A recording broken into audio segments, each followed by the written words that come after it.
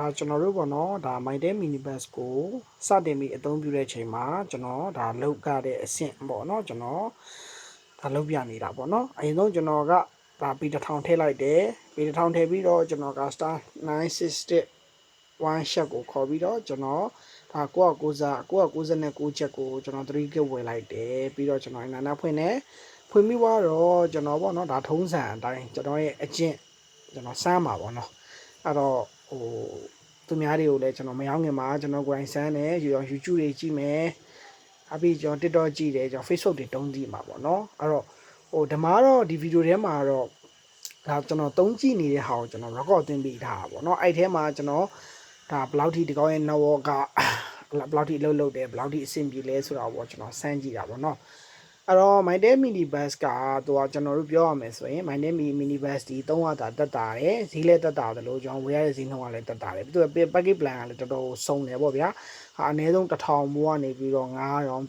1000ဝယ်အဲ့တော့အများကြီးရွေးလို့ရတယ်ပေါ့နော်ပြီးတော့တန်းတိုးတာကလည်းကျွန်တော်တို့ဒီဖုန်းပေတွေပါနေပေါ့နော် star 124 star 1 share နဲ့ခေါ်ပြီးတော့စစ်လို့ရတယ်လို့ package ဝယ်မယ်ဆိုရင်လည်းသူ့ရဲ့ကျွန်တော်တို့ star 961 share နဲ့လည်း package စစ်လို့ရတယ်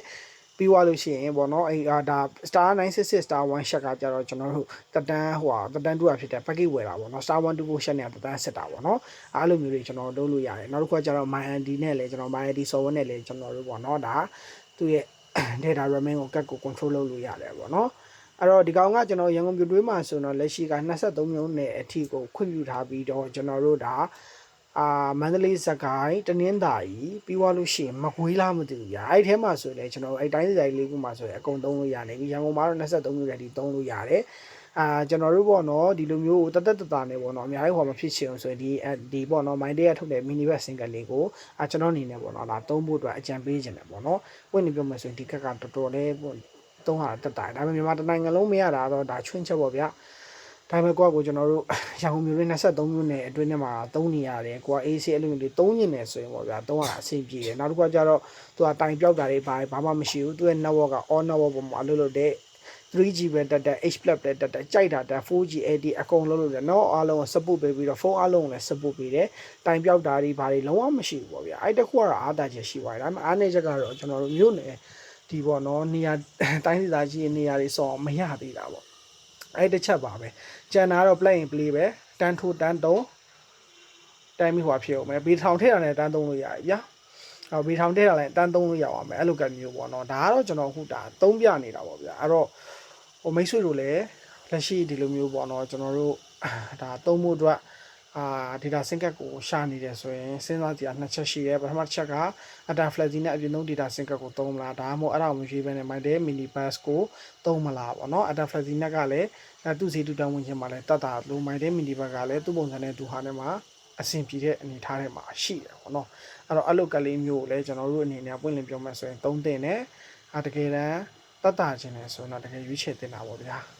အဲ့တော့ကျွန်တော်ကအများကြီးတော့ဟွာဖြစ်နေတာမဟုတ်ဘူးကျွန်တော်ကိုယ်တိုင်စမ်းသုံးကြည့်တယ်အခုလုံနေတဲ့ဟာတွေအခုဒီဗီဒီယိုထဲမှာပါနေတဲ့ဟာတွေကတော့ကျွန်တော်ကိုယ်တိုင်စမ်းသုံးထားတာပြီးတော့ကျွန်တော်ရှောက်သွားတယ်ကျွန်တော်သုံးကြည့်တယ်အဆင်ပြေတယ်တော်တော်အဆင်ပြေတယ်ဒါပေမဲ့တစ်ချက်ကဘာလဲဆိုတော့တစ်ခါလေကြာလို့ရှိရင်ကျွန်တော်တို့ကဖုန်းဝင်လာလို့ရှိရင်ဖုန်းပြောပြီးတော့သူကပြန်ချလိုက်လို့ရှိရင်နောက်ခဏဘာဖြစ်သွားလဲဆိုတော့ delay ဖြစ်သွားတဲ့ပုံစံမျိုးတွေဖြစ်တယ်ပေါ့နော်အဲ့လိုဖြစ်လို့ရှိရင် airplane mode တင်ချလုပ်ပေးရတာရှိရပေါ့နော်ဒါတစ်ခါတည်းရမှာကျွန်တော်ကြုံတာဆိုတော့တရက်မှာတစ်ခါလောက်ပဲကြုံလိုက်ရတယ်ကျန်တဲ့ချိန်ကတော့ normal တိုင်းပဲတောက်လျှောက်သုံးတယ် data စားတာလည်းတတ်တာတယ်